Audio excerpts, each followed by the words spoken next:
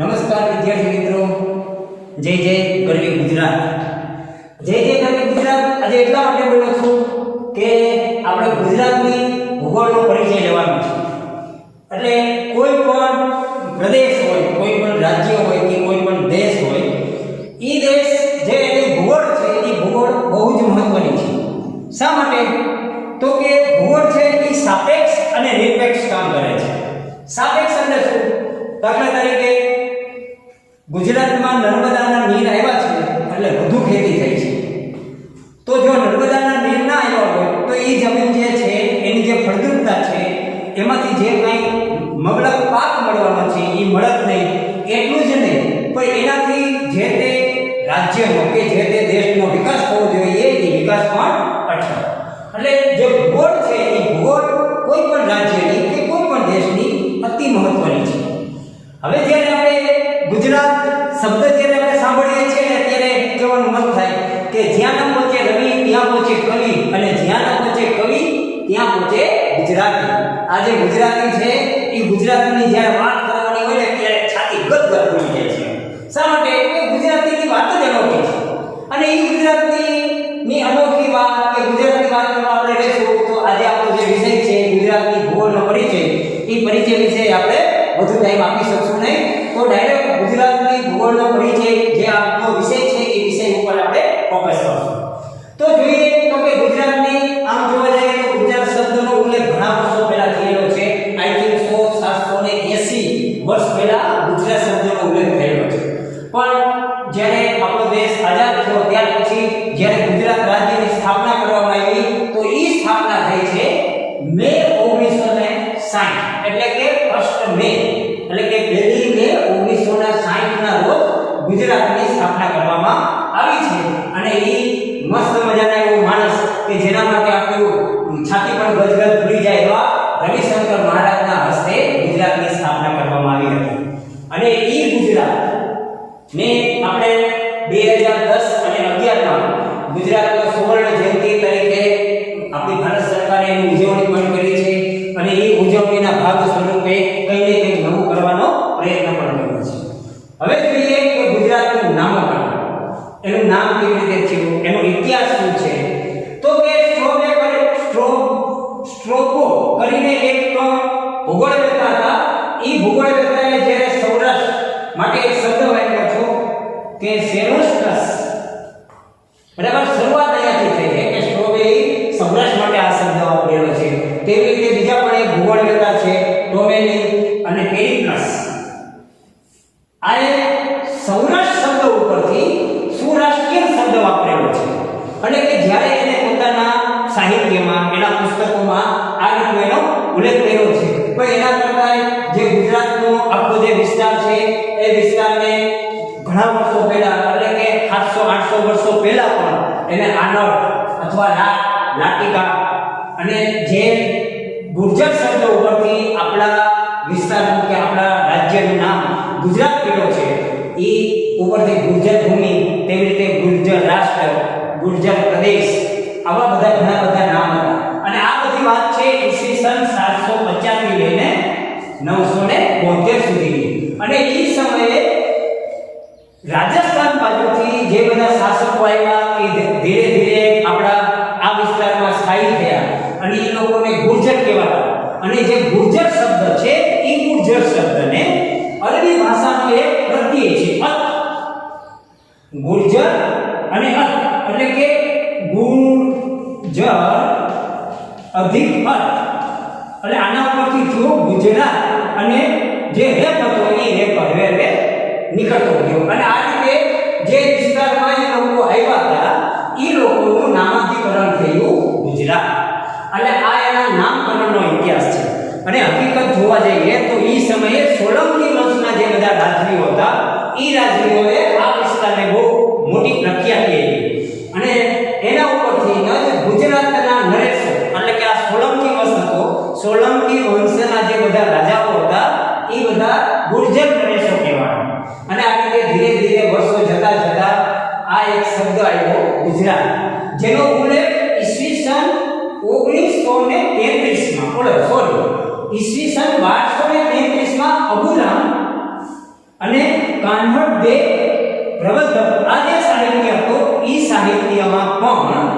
ગુજરાત શબ્દનો ઉલ્લેખ છે. એટલે ઈસવીસન 1233 ની સાપેક્ષમાં અત્યારે જો આપણે વાત કરતા હોય તો 2021 તો 788 વર્ષ જેટલો ટાઈમ થયો કે આટલા વર્ષો પહેલા આ જે વિસ્તાર છે એ વિસ્તારનું ગુજરાતનું નામાભિકરણ હતું અને ગુજરાત તરીકેનો ઉલ્લેખ પણ થયેલો છે. હવે આ જે ગુજરાત છે, ગુજરાતનું નામકરણ કેવી રીતે થયું, એનો ઇતિહાસ કેવી રીતે થયો, એ આપણે બહુ સરળ અને ઓછા સમયમાં આપણે એનું વર્ણન કર્યું, એના વિશે ભણ્યા. પણ જ્યારે ભૂગોળ શબ્દ આવે છે ત્યારે મહત્વનું કારણ એ છે કે મહત્વની બાબત એ છે કે એમાં શું છે એવું કે આટલું બધું ગુજરાત આજે જોવા જાય તો સમૃદ્ધ છે. તો એનું એક પહેલું કારણ છે દરિયાઈ સીમા. જેમ ભૂમિ ભાગ છે, જેમ ઔદ્યોગિક વિકાસ થવો જોઈએ, તેમ જે દરિયાઈ સીમા છે એનાથી પણ જે તે પ્રદેશ કે જે તે વિસ્તાર છે એનો કંઈ ને કંઈ વિકાસ થાય છે. એના આધારે જે બધા ઉદ્યોગો છે એ ઉદ્યોગો વિકસે છે. એના આધારે જે કોઈ પણ બીજા દેશ સાથેના આપણા જે વેપાર છે, આપણા જે રોજગારો છે એની આયાત અને નિકાસ પણ થાય છે. એમાં જે દરિયાઈ સીમા છે એ સૌથી મહત્વનો ભાગ ભજવે છે. તો આપણે જોઈએ કે ગુજરાતની દરિયાઈ સીમા કેટલી છે તો કે 1600 કિલોમીટર લાંબી છે. આવડો મોટો દરિયો આપણે મેળવ્યો છે અને આટલા બધા દરિયાના કાંઠાની આપણે સૌથી વધારે ઉપયોગિતા શું છે એ સમજાય છે. એ આગળ આપણે જોશું કે કેમાં આપણે વધુ ઉત્પાદન કરીએ છીએ, કેમાં આપણી શ્રેષ્ઠતા છે, એના આધારે પણ ખબર પડી જશે કે દરિયાનું મહત્વ શું છે. તો કે સૌથી વધુ છે તો કે ઓલ ઓવર ભારતનો જેટલો દરિયાઈ સીમા જે તે રાજ્યને મળતી હોય એમાં આપણા ગુજરાતની કેટલી ટકાવારી છે તો કે 28%. જેટલો દરિયો છે એમાં 28% દરિયા કિનારા કે દરિયાઈ સીમા કોને મળેલી છે તો કે ગુજરાતને મળેલી છે. અને એમાં સૌથી વધારે દરિયાનો લાભ કોઈ જિલ્લાને મળતો હોય તો એ કયો જિલ્લો છે તો કે કચ્છ જિલ્લો છે. સૌથી વધારે દરિયોની સીમા અથવા દરિયા કાંઠો કોને મળે છે તો કે કચ્છ. અને કુલ ગુજરાતના કુલ 15 જિલ્લા એવા છે કે જે 15 જિલ્લાઓને ક્યાં ને ક્યાં દરિયાઈ સીમા મળે છે.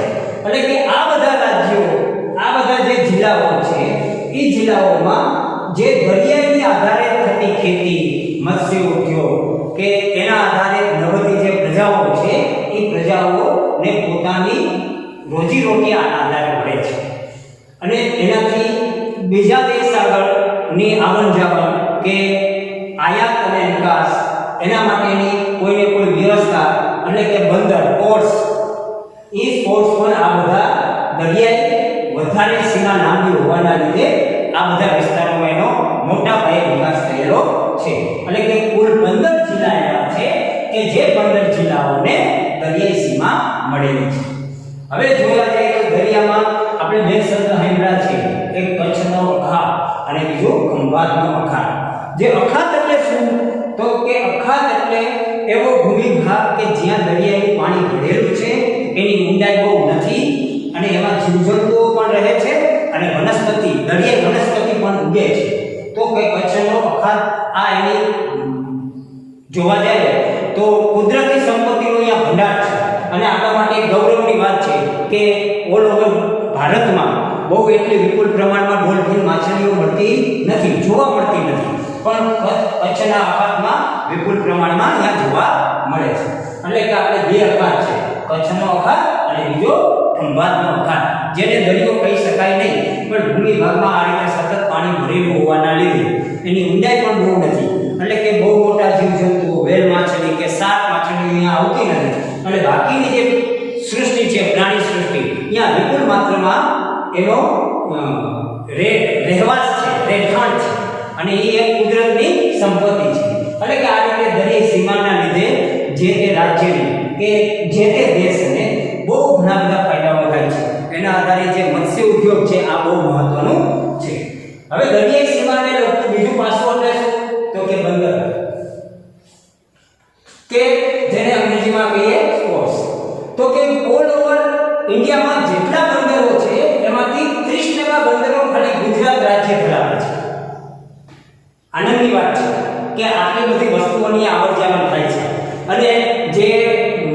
આપણે જોઈએ તો કે ઘણા બધા માર્ગ છે, જેમ કે સડક માર્ગ, રેલવે માર્ગ, હવાઈ માર્ગ, તેવી રીતે બંદર છે, એમાં દરિયાઈ માર્ગ. તો દરિયાઈ માર્ગ છે એ બધા કરતા સસ્તો છે, બાકી બધા છે એ એકબીજાથી જોડાયેલા છે. રેલવે માર્ગ ના હોય તો બંદર એટલું મહત્વ નથી. તો બંદરથી બધો બીજો સામાન અંતરિયાળ વિસ્તારોમાં લઈ જવાનું હોય તો તમારે રેલવે માર્ગ અને સડક માર્ગનો ઉપયોગ કરવો જ પડે. પણ એ બધું આમ જોવા જઈએ તો ખર્ચાળ છે, પણ જે દરિયાઈ માર્ગ છે એ બધા કરતા કેવો છે, સસ્તો છે. અને એક મોટા સ્ટીમરોમાં કે જહાજોમાં એક સાથે વિપુલ માત્રામાં વસ્તુની આવન જાવન થઈ શકે છે. એટલે કે ગુજરાતમાં 33% બંદરો ધરાવે છે. એટલે કુલ કેટલા બંદરો છે તો કે 42 બંદરો છે, નાના મોટા થઈને. પણ એમાં સૌથી મોટું બંદર છે કંડલા. કંડલા જે બંદર છે એ કંડલા બંદરનો વહીવટ કેન્દ્ર સરકાર કરે છે, અને બાકીના જે 41 બંદરો છે એ બંદરોનો વહીવટ કોણ કરે છે તો કે ગુજરાત મેરીટાઈમ બોર્ડ. એટલે કે આ બધા બંદરોથી વસ્તુની આવન જાવન થાય છે. અને એક સરેરાશ તમે બધી ગણતરી કરવા જાઓ તો એનું ટેક્સ, આ તે, એનું લગાન, આ બધી જે બધી વસ્તુઓ કે એની જે આવક છે એ આવક જે તે રાજ્યની સરકારને થાય છે. પણ કેન્દ્ર સરકાર હસ્તક કંડલા બંદરનો વહીવટ કરવામાં આવે છે. અને એ જે કંડલા બંદર છે એ કંડલા બંદરનું મહત્વ વધે, એના આજુબાજુના વિસ્તારોમાં બધી ઇન્ફ્રાસ્ટ્રક્ચર ઊભું થાય, બીજા ઉદ્યોગોની સ્થાપના થાય, અને જે કંડલા છે એને શેર છે, બરાબર, કે જેમાં કોઈ પણ પ્રકારનો ટેક્સ નહીં, કંઈ નહીં, તમે કોઈ પણ ઉદ્યોગની અહીંયા સ્થાપના કરવી હોય તો તમે અહીંયા કરી શકો. એવો સરકારે સરસ મજાનો પ્રોજેક્ટ પણ ઊભો કર્યો છે કે જેમાં જેથી કરીને નવા ઉદ્યોગોને પ્રોત્સાહન મળે અને નવા ઉદ્યોગોની અહીંયા સ્થાપના થાય. હવે આગળ જોઈએ તો આપણા ગુજરાતના હવાઈ મથકો તો ઘણા બધા છે, પણ સૌથી મોટું હવાઈ મથક છે સરદાર પટેલ આંતરરાષ્ટ્રીય હવાઈ મથક, અમદાવાદ. બરાબર, કામ શા માટે તો કે આગળ આપણે જોયું ને કે ઘણા બધા રસ્તાઓ છે, જેમ કે સડક માર્ગ છે, રેલવે માર્ગ છે, દરિયાઈ માર્ગ છે, તેવી રીતે હવાઈ માર્ગ પણ છે.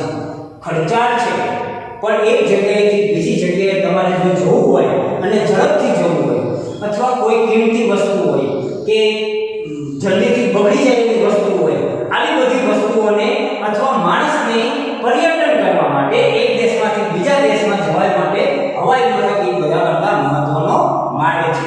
ભલે ખર્ચાળ છે પણ સૌથી વધારે ઉપયોગી છે. એટલે કે સરદાર પટેલ આંતરરાષ્ટ્રીય હવાઈ મથક જેની સ્થાપના 26મી જાન્યુઆરી 1991 થી કાર્યરત છે. એટલે કે આટલા વર્ષોથી કાર્યરત છે. અને તેવી જ રીતે ગુજરાત જે રાજ્ય છે એના ઘણા ખરા જિલ્લાઓ કે જે વડા મથકો છે, જેમ કે ભાવનગર, રાજકોટ, જામનગર, વડોદરા, આ બધે પણ હવાઈ મથકો છે જે બધા ડોમેસ્ટિક છે. એટલે કે લોકોની આવન જાવન માટે એક રાજ્યમાંથી બીજા રાજ્યમાં પણ જઈ શકે. જ્યારે આંતરરાષ્ટ્રીય હવાઈ મથક જો ગુજરાતમાં કી હોય તો એ છે અમદાવાદમાં સરદાર પટેલ આંતરરાષ્ટ્રીય હવાઈ મથક, જેની ક્યારથી કાર્યરત છે તો કે 26 જાન્યુઆરી 1991 થી કાર્યરત છે. હવે આ આપણે જોઈએ તો કંઈ ને કંઈ ભૌતિક સુવિધાના અનુલક્ષીને હતું, જેમ કે દરિયાઈ સીમા, બંદર છે, હવાઈ મથક છે.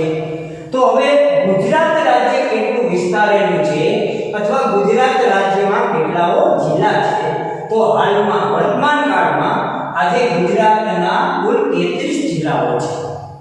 પણ જ્યારે વર્ષોને 1960 ના સમયમાં જ્યારે ગુજરાતની સ્થાપના થઈ ત્યારે ફક્ત 17 જિલ્લાઓ હતા. કેટલા જિલ્લાઓ હતા? 17 જિલ્લાઓ.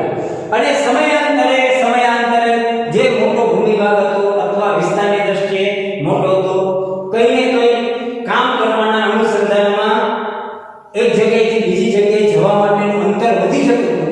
આવા બધા જે વિસ્તારો હતા એ વિસ્તારોને ધીરે ધીરે ટૂંકા કરવામાં આવ્યા, એના ભાગલા પાડવામાં આવ્યા અને એક જિલ્લામાંથી 2 જિલ્લા બનાવવામાં આવ્યા. જેમ કે જોઈએ તો આપણે 1964માં અમદાવાદ અને મહેસાણા જિલ્લાના અમુક ભાગોને જુદા કરીને ગાંધીનગરની સ્થાપના કરવામાં આવી. અને આ રીતે પ્રી પ્લાન એને બનાવવામાં આવ્યો એકદમ સચોટ, કે તમને અસ્તવ્યસ્તતા જોવા ના મળે. અને આ રીતે ગુજરાતનું પાટનગર બન્યું.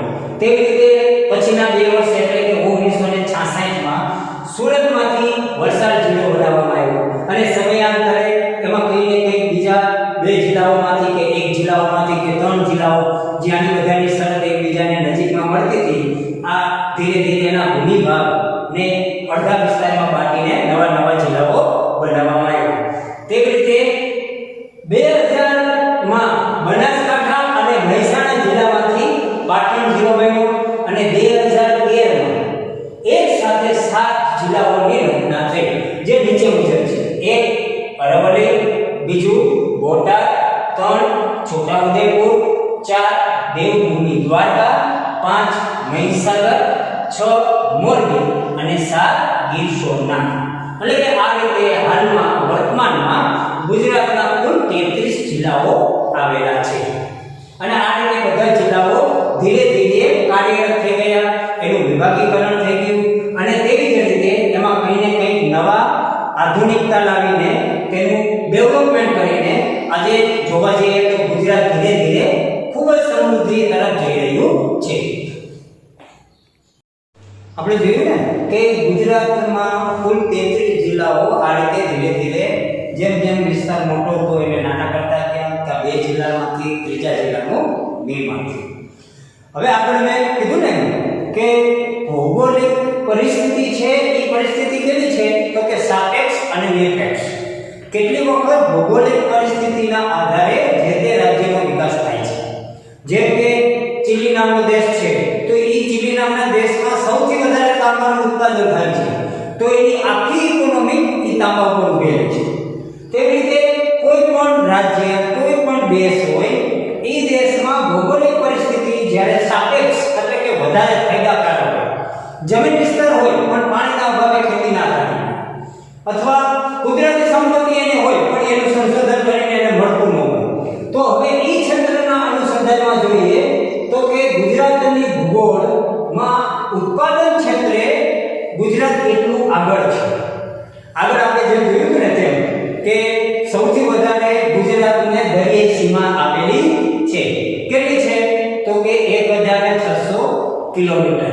તો એ દરિયાઈ સીમા આવેલી હોવાના લીધે ગુજરાતમાં મત્સ્ય ઉદ્યોગ બધા કરતા વધારે વિકાસ પામેલો છે અને એ મત્સ્ય ઉદ્યોગ વિકાસ થવાના લીધે ઓલ ઓવર ઇન્ડિયામાં ઓલ ઓવર ભારતમાં માછલા ઉત્પાદનમાં ત્રીજા સ્થાને છે. પહેલા સ્થાને છે પશ્ચિમ બંગાળ અને બીજા સ્થાને છે કેરળ અને ત્રીજા સ્થાને છે ગુજરાત. અને દેશની જે કુલ નિકાસ થાય છે કેના આધારે તો કે બંદરના આધારે. દરિયાઈ સીમાને અનુલક્ષીને આપણે આ જોઈએ છીએ તો કે આટલો બધો દરિયો વિસ્તાર હોવાના લીધે અને કુલ 42 જેટલા બંદર હોવાના લીધે દેશની જે કુલ નિકાસ થાય છે ક્યાંથી તો કે બંદરથી, પોર્ટથી, બાય પોર્ટ. એમાં 35% હિસ્સો ફક્ત ને ફક્ત કેનો છે ગુજરાતનો છે અને એમાં સૌથી વધારે હિસ્સો કેનો છે તો કે કંડલા બંદર. અને જે ઓલ ઓવર ઇન્ડિયામાં મત્સ્ય ઉત્પાદન થાય છે એ મત્સ્ય ઉત્પાદનમાં ફાળો 10% છે. એટલે કે બીજા અન્ય રાજ્યો 90% છે અને 10% જે મત્સ્ય ઉત્પાદન થાય છે એમાં ફાળો કેનો છે ગુજરાતનો છે. હવે આગળ જોઈએ તો ખેતી વિશેના અનુસંધાનમાં જોઈએ તો કે ગુજરાતમાં જેટલી જમીન છે એની 52.38% જમીન વિસ્તારમાં ખેતી થાય છે. એટલે કે આવડો મોટો જમીન વિસ્તાર હોવાના લીધે સૌથી વધારે ખેતી કે ઉત્પાદન જોઈએ તો ગુજરાતમાં ભરપૂર માત્રામાં છે. એમાં પહેલા જોઈએ તો કે મગફળીનું ઉત્પાદન ઓલ ઓવર ઇન્ડિયામાં તો કે ગુજરાત પ્રથમ સ્થાને. તેવી રીતે કપાસના સૌથી વધારે ઉત્પાદનમાં તો કે પ્રથમ સ્થાને અને તમાકુનું જે ઉત્પાદન છે એમાં બીજા સ્થાને છે. હવે આપણે ઘણી વખત એમ થાય કે આપણો દેશ છે એ ખેતી પ્રધાન દેશ છે અને ખેતી પ્રધાન દેશ હોવાના લીધે ખેતી આધારિત જે બધા ઉદ્યોગો હોય એ ઉદ્યોગનો વિકાસ ક્યારે થાય તો કે ભરપૂર માત્રામાં ખેતી જો થતી હોય વધારે પડતું ઉત્પાદન થતું હોય ત્યારે. એનાથી ફાયદા બે થાય છે કે વધુ ઉત્પાદન થતું હોય તો જે તે દેશમાં જેટલી જરૂરિયાત હોય એના કરતાં જ્યારે વધુ ઉત્પાદન થતું હોય ત્યારે તમે એની નિકાસ કરી શકો છો. કોઈ પણ દેશ હોય એ દેશ એવી વસ્તુની નિકાસ ક્યારે કરે તો કે વધુ ઉત્પાદન થતું હોય તો જ થાય, નહીં તો થાય નહીં. તો મગફળી છે, કપાસ છે, તમાકુ છે, એના લીધે આપણે ઘણી વખત આપણા ગુજરાતમાંથી એની નિકાસ કરવામાં આવે છે. અને મગફળીના આધારે જે તેલ ઉદ્યોગ છે, જે ખાતર બનાવવાના જે કારખાનાઓ છે, એ બધું થાય છે. તો કપાસ છે, તો કપાસના લીધે દોરાના કારખાના, તેવી રીતે કાપડ મિલ, તો કે આપણે અમદાવાદ જોઈએ તો બહુ મોટી પ્રખ્યાત હતી કે એમાં ઘણી બધી કાપડ મિલ હતી અને શરૂઆત પણ ત્યાંથી થઈ હતી. તો એનું કારણ શું છે? તો કે ગુજરાતમાં સૌથી વધારે કપાસનું ઉત્પાદન થતું હતું. તેવી રીતે જોવા જઈએ તો તમામ હવે આગળ જોઈએ તો કે આ આપણે પ્રાથમિક બધી માહિતીઓ લીધી છે. તેવી રીતે હવે જોઈએ ખનિજ ક્ષેત્રના વિભાગમાં જોવા જઈએ તો કે ખનિજ છે એ બહુ મહત્વનું છે. એક કાળું સોનું છે, કારણ કે એની કિંમત ક્યાંય ઘટવાની નથી. અને આજે આપણે જોઈએ તો ફેસ પણ કરીએ છીએ, અત્યારે ડીઝલ પણ સેન્ચુરી મારી રહ્યું છે અને પેટ્રોલ પણ સેન્ચુરી મારી રહ્યું છે. એટલે કે ગુજરાતમાંથી આપણે કુલ 26 ખનિજો મળે છે. કેટલા પ્રકારની ખનિજો મળે છે? 26. અને ઘણા વિસ્તારોમાં હજી સુસુપ્ત અવસ્થામાં હશે, જે આપણે ધ્યાનમાં ના આવ્યું હોય, કાયદા સંશોધનો ના થયા હોય, પણ 26 પ્રકારની ખનિજો આપણે ગુજરાતમાંથી મળે છે. હવે આપણે જોઈએ તો એના ઉપર આપણે એક વિહંગો અવલોકન કરીએ તો કે ખનિજ તેલ, કુદરતી વાયુ, ચોક, ફ્લોરસ્પાર, અકીક, મીઠું, ફાયર્સ, ક્લે, પછી કેલ્કેટ, રિયસ, સેન, તેવી રીતે ચિનાઈ માટી, લિગ્નાઇટ અને બોક્સાઇટ. આ જે બધા ખનિજો છે એ ખનિજો આપણા ભારત દેશમાં સૌથી વધારે એનું ઉત્પાદન ગુજરાતમાં થાય છે. એટલે આપણે આ જોવા જાય તો આ બહુ મોટી આપણી સમૃદ્ધિ છે. કેમાં? તો કે ખનિજ તેલમાં, કુદરતી વાયુ, ચોક, ફ્લોરસ્પાર, અકીક, પછી મીઠું. હવે જ્યારે મીઠું શબ્દ આવ્યો ને તેને આપણે જોવા જઈએ તો આ જે મીઠું છે એ આપણે કેના લીધે છે? તો કે કુદરતી રીતે આપણે મળેલી દરિયાઈ સીમાના લીધે છે. એટલે કે આ બધી વસ્તુઓ ગુજરાતમાં સૌથી વધારે આ વસ્તુઓનું ઉત્પાદન થાય છે. તેવી રીતે આપણે જોઈએ છીએ તો ફાયર ક્લે. આપણે ઘણી વખત આનું નામ પણ સાંભળેલું હોતું નથી, પણ ફાયર ક્લે હોય તો અત્યારે જે બધા મોટા કારખાના બને છે, જ્યાં ભઠ્ઠી બનાવવાની થતી હોય, અતિશય તાપમાન સહન કરવાની જ્યારે વાત આવતી હોય ત્યારે ફાયર ક્લેનો સૌથી વધારે ઉપયોગ થાય છે. તેવી રીતે ચિનાઈ માટી છે, લિગ્નાઇટ છે અને બોક્સાઇટ છે.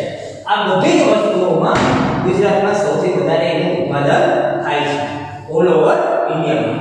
તેવી રીતે જોઈએ તો કેલ્સાઇટ, તો એમાં બીજું સ્થાન છે. ડોલોમાઇટ છે, તો એમાં ત્રીજું સ્થાન છે. ચિરોડી છે, એમાં પણ ત્રીજું સ્થાન છે. જે ખેતી કરવાની હોય, ખેતીની જે જમીન છે એની ફળદ્રુપતા વધારવાનું સૌથી મોટું એ કામ કરે છે.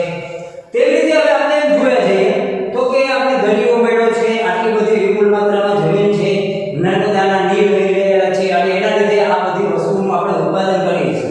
એવું જ ને, પણ ગુજરાત જોવા જઈએ તો ઔદ્યોગિક ઉત્પાદન જે ઓલ ઓવર ઇન્ડિયાનું થાય છે એ ઔદ્યોગિક ઉત્પાદનમાં મળી બીજું સ્થાન ધરાવે છે. અને પહેલું સ્થાન છે મહારાષ્ટ્ર. પહેલું સ્થાન કેવું છે? મહારાષ્ટ્ર. તેવી રીતે આપણે ખાલી ઔદ્યોગિક ક્ષેત્રને મૂકીને બીજા ક્ષેત્રમાં જેમ આગળ છે એમ ઔદ્યોગિક ક્ષેત્રમાં પણ આગળ છે. અને સૌથી વધારે જો ઔદ્યોગિક ઉત્પાદનમાં કોઈ જિલ્લો આગળ હોય તો એ અમદાવાદ જિલ્લો છે. તેવી રીતે જંતુનાશક જે દવાઓ બનાવીએ છીએ એમાં પણ બીજું સ્થાન છે. ડેનિમ કાપડ છે એમાં પ્રથમ છે. અને એનો ડાયરેક્ટ આપણે જોવા જઈએ તો અહીંયા છે સૌથી વધારે આપણે કપાસનું ઉત્પાદન કરીએ છીએ. સોડા એશ છે તો એમાં પ્રથમ સ્થાન છે. અને આમ જોવા જઈએ તો આપણા હળવદ તાલુકા માટે કે સુરેન્દ્રનગર જિલ્લા માટે પણ ગૌરવની વાત છે કે ધાંગધ્રા જેવા નાના એવા શહેરમાં પણ સોડા એશનું કારખાનું છે અને વિશ્વ લેવલે એનું નામ છે. અને તેવી રીતે પોલિથીન એમાં પણ આપણે પ્રથમ સ્થાને છે. એટલે ખાલી ગુજરાત એક ક્ષેત્રમાં આગળ છે એવું નહીં, બધા ક્ષેત્રોમાં આગળ છે અને હજુ આનાથી પણ આગળ જઈ શકે. કારણ કે આજે હવે જોવા જાય તો ટેકનોલોજીનો ઉપયોગ થતો ગયો છે અને ટેકનોલોજીના ઉપયોગ થવાના લીધે હવે દિવસે દિવસે વધુ ને વધુ ઉત્પાદન પણ ઝડપી થયું છે. ખેતી જે છે એ આધુનિક ખેતી થઈ ગઈ છે, સરળતાથી કરી શકીએ છીએ અને દિવસે દિવસે આ બધા ટેકનોલોજી, દવાના ઉત્પાદનો, રાસાયણિક ખાતરો, સારા એવા બિયારણો આ બધાનો ઉપયોગ કરવાના લીધે આજે ખેતીમાં પણ સારું એવું ઉત્પાદન થઈ રહ્યું છે. ચાલો હવે ફરી પાછા આપણે મળશું ત્યારે આપણે હવે પછીનું આગળનું જે ચેપ્ટર હશે એ ચેપ્ટર વિશે અભ્યાસ કરશું. આઈ થિંક સો આપણે હવે પછી જ્યારે બીજો ક્લાસ ભરવાનો થશે ત્યારે ગુજરાતના નદી તંત્ર વિશે આપણે ભણશું. કારણ કે આપણે આટલું બધું ઉત્પાદન થતું હોય તો એમને તો ઉત્પાદન થતું નથી. આપણી ઘરે અત્યારે નર્મદાના નીર આવી ગયા છે તો નદી અને આપણી ભારતીય સંસ્કૃતિ પાછી એમાં માની પણ રહી છે. તુલસીને પણ માતા માને અને નદીને પણ માતા માને. ભલે એ વિચારોને વધારે આજે આપણે પ્રબળ અને અસરકારક બનાવવાની જરૂરિયાત છે કે જેથી કરીને આપણા દેશની જે બધી નદીઓ છે એ નદીઓ પૂજનીય તો છે જ, પણ એમાં કચરો કૂડો આ બધું આપણે ન નાખીએ અને એને વધારે સ્વચ્છ રાખીએ. એવી પછીની જે બધી વાતો છે એ બધી વાતો આપણે નદી તંત્ર જ્યારે સબ્જેક્ટ વિશે ભણીશું ત્યારે ફરી પછી આપણે એના વિશે ચર્ચા કરીશું.